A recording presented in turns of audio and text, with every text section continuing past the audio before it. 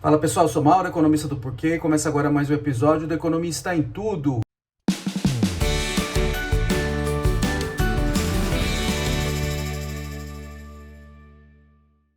Para você que está chegando por aqui, eu convido a se inscrever no nosso canal e ligar o sino para receber as notificações. Toda semana de 3 a 4 vídeos novos.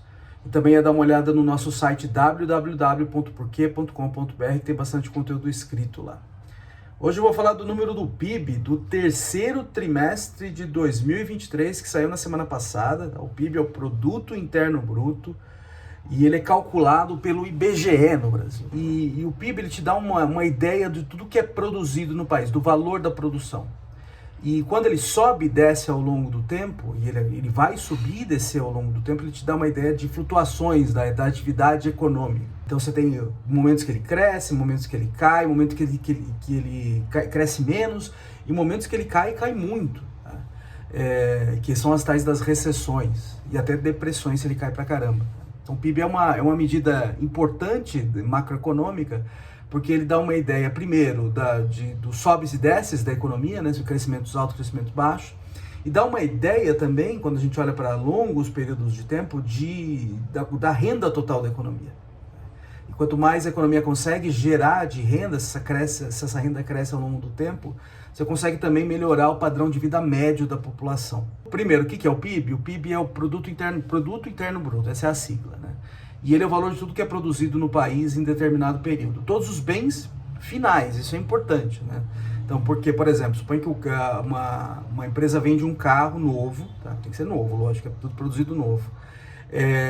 E aí lá dentro do carro tem um pneu já. Se eu for contabilizar o valor do pneu, que é o tal do bem intermediário, ele já está no valor do carro, então eu estaria contando duas vezes. Então por isso que, no fim das contas, são só os bens finais que entram na conta. Além disso, tem uma questão, né? Como é que eu comparo o carro com o computador, com o ingresso de cinema? Como é que junta essas coisas? Então o que normalmente a gente faz é transforma tudo em dinheiro. Então por isso que o PIB está em reais, ou trilhões de reais, a gente vê por aí, né? Mas toda vez que entra o dinheiro, entra como o dinheiro varia ao longo do tempo, que é a inflação. Então se você tem inflação ao longo do tempo, o preço das coisas está crescendo. Então pode te dar uma ideia ilusória de que o PIB está crescendo, mas ele pode estar parado, a produção de tudo está parada, mas ele está crescendo porque os preços estão subindo por causa da inflação. Então tem alguns ajustes que você precisa fazer. O primeiro é tirar o efeito da inflação e que você fica com o PIB real. E outra coisa também é que o PIB ele tende a variar normalmente ao longo do ano. Então quando a gente está falando em PIB trimestral, isso é importante. É a tal da sazonalidade. Então você precisa tirar também o efeito da sazonalidade. Então, os números que a gente está falando do PIB, e a gente vai falar do crescimento dele, né? Bilhões, trilhões, não significa muita coisa. O que importa é como ele varia ao longo do tempo. O crescimento dele é dado em porcentagem. Então, o número do terceiro trimestre que a gente enxerga aí é 0,1%. Parece pouca coisa, de fato é. Então, o PIB ficou basicamente parado nesse período. É algo para se preocupar? Eu diria que não. Eu não gosto de olhar um número isolado do PIB, porque assim, ele sobe e desce normalmente ao longo do tempo, ele flutua muito, tá? De um ano, de um trimestre para o outro, às vezes até de um ano para o outro. Eu gosto mais de olhar isso lá para o longo prazo e olhar para tendências mesmo, para a gente ter uma ideia para onde o PIB, de onde ele está vindo e para onde ele está indo, tá? Então, um número isolado eu não levaria muito a sério. O que eu acho que a gente tem que olhar é como é que está acontecendo aí ao longo dos últimos períodos e ter uma ideia de como que a economia está indo. E o que a gente está vendo aqui, principalmente ao longo do ano, é um processo de desaceleração. A economia cresceu forte, mas muito forte no primeiro semestre, principalmente no primeiro trimestre. E aí ele recuou um pouco no segundo trimestre, mas ainda bem forte, e agora a gente está vendo um número já próximo de zero. Então a tendência aqui é desacelerar, ter menos crescimento aí ao longo. Tudo mais constante, essa parte de smart tudo mais constante é muito importante, eu vou falar para vocês daqui a pouco. A tendência, se não acontecer nada, é você continuar num processo de desaceleração mesmo ao longo dos próximos trimestres, ao longo do próximo ano. O que aconteceu ali no primeiro trimestre? No primeiro trimestre teve um crescimento absurdo e não esperado da agropecuária. E a agropecuária, ela flutua mesmo, tá? Então cresceu uma coisa fora do comum, principalmente no primeiro trimestre. E no segundo trimestre ela deu uma segurada, até ficou mais ou menos no 0 a 0, mas comparado com o que aconteceu no primeiro trimestre, você tenderia a ter alguma reversão, ela se segurou bem, tá? Então, acho que isso é uma coisa que eu acabei falando meio rápido aqui, que acabou faltando, que é o seguinte: no PIB você tem 3 grandes setores, né? Que é a agropecuária, a indústria e serviços, tá? A agropecuária é o menor desses setores no PIB, ele é mais ou menos 8% do PIB, mas o crescimento foi tão forte no primeiro trimestre que acabou puxando o PIB para cima, mesmo sendo um pedaço pequeno do PIB. Só que isso foi uma coisa completamente anormal, ela não vai se repetir. Então, o que a gente viu ali no segundo trimestre é a agropecuária já crescendo bem menos, e aí, apesar de tudo, conseguiu se segurar ali, né? A gente esperaria alguma reversão, mas não teve, assim, não chegou no território negativo. Mas agora, no terceiro trimestre, a gente já vê ela chegar no território negativo.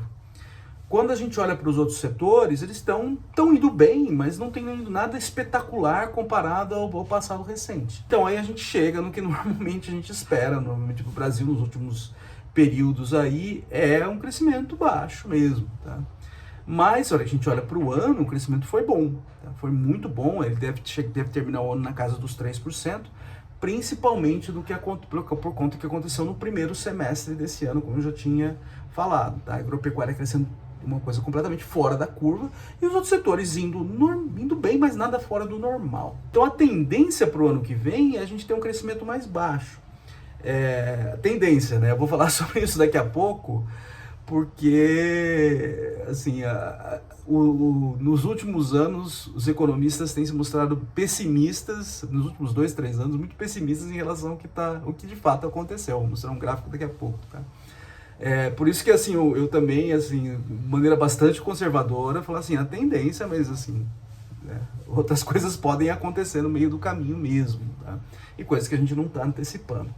Então a tendência é a gente crescer menos, então a perspectiva de crescimento para o ano que vem, se a gente pegar no boletim Focus do Banco Central, que faz tomadas de opinião junto a consultorias econômicas, junto ao pessoal do mercado financeiro, eles estão colocando o crescimento de PIB esperado na casa de 1,5%, que é metade do que vai acontecer, que esse ano que vai ser mais ou menos 3%, que é um crescimento muito bom, tá? Então isso aí parte da ideia que acho que está todo mundo esperando, que essa desaceleração continue.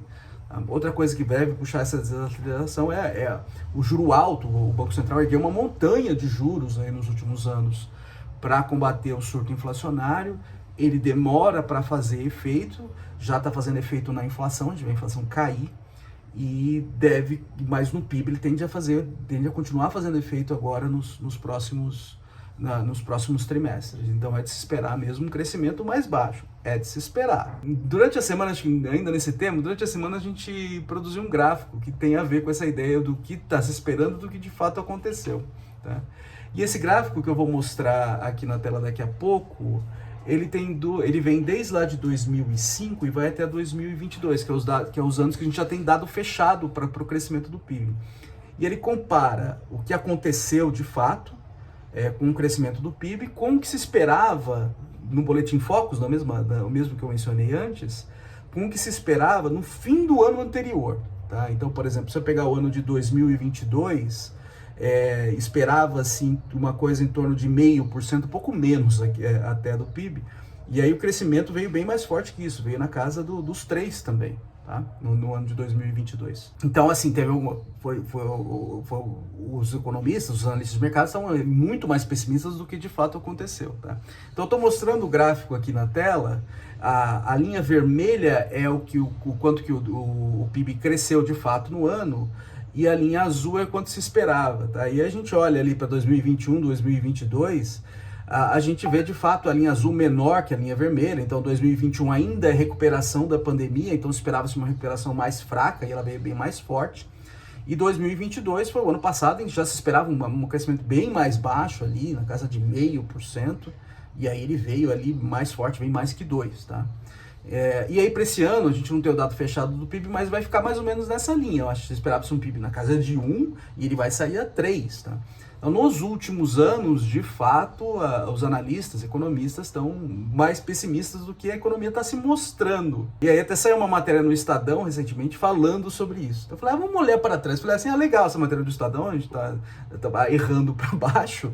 Vamos ver o que aconteceu no passado. E aí a coisa não é tão clara. Tá? Então, aí, por exemplo, no começo da década, lá na década de 2010... lá aqui no começo da série, de 2005 a 2009 principalmente, foi um período de crescimento alto também no Brasil, e a gente vê de novo ali isso acontecer, tá?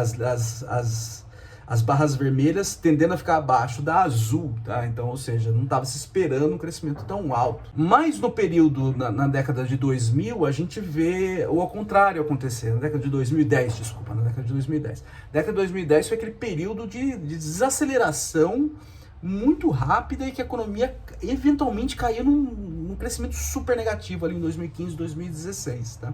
E a gente vê o contrário acontecendo, tá vendo desaceleração e as azuis acima da vermelha ali, principalmente quando o crescimento está caindo, ou seja, não estava se antecipando de novo uma queda de crescimento tão alto. Outras duas coisas que eu quero mencionar aqui, porque assim, tem coisas que estão completamente fora do radar, são desastres, tá? Então a gente vê alguns anos de crescimento negativo. Então eu quero destacar que 2009, tá, que a gente viu o crescimento negativo, a barrinha vermelha aqui no negativo, mas estava se esperando um crescimento positivo. O que é esse ano aqui? É o ano depois da crise financeira nos Estados Unidos, que se alastrou no mundo inteiro. Tá? E aí isso aí gerou crescimento negativo em tudo quanto é lado, inclusive no Brasil. E aí a gente vê, assim, claro, totalmente fora do radar, ninguém esperava isso. Então a gente vê a expectativa de crescimento positivo e ela no negativo. Tá? A mesma coisa acontece em 2015, tá? Já estava se esperando um crescimento pequeno por causa da desaceleração, mas aí despencou a economia ali, tá? E também estava fora do radar. E de novo aqui em 2020, tá? Crescimento esperado positivo, mas de fato negativo, porque aqui é quando eclodiu a pandemia. Tá? E também ninguém esperava uma coisa dessa. Tá? E aí a gente vê essas discrepâncias enormes aí em cima de eventos que ninguém estava esperando. E eu acho que para 2023, que a gente observou, tem um pouco disso. O agro cresceu uma coisa absurda, vai de 20% no primeiro trimestre. Uma coisa completamente fora do radar. Então a realidade acaba saindo, acaba descolando do que de fato, do que se esperava, porque são eventos que ninguém estava no radar. Mas assim, isso é verdade. Os economistas estão se mostrando pessimistas ali nos últimos anos. Para o ano que vem está se esperando um crescimento bem menor do que você tem hoje, vamos ver o que acontece de fato. A gente não tem bola de cristal, mas vamos ver se continua essa tendência mesmo desse pessimismo que a gente vem observando. É isso aí, pessoal, muito obrigado por ter assistido o vídeo, a gente volta a conversar mais na semana que vem. Deem uma olhada no nosso site, tem bastante conteúdo escrito lá, o endereço é www.porquê.com.br. A gente também traz nas redes sociais, aqui no YouTube, no Facebook, no Instagram e no Twitter. E é isso aí, até semana que vem, um abraço.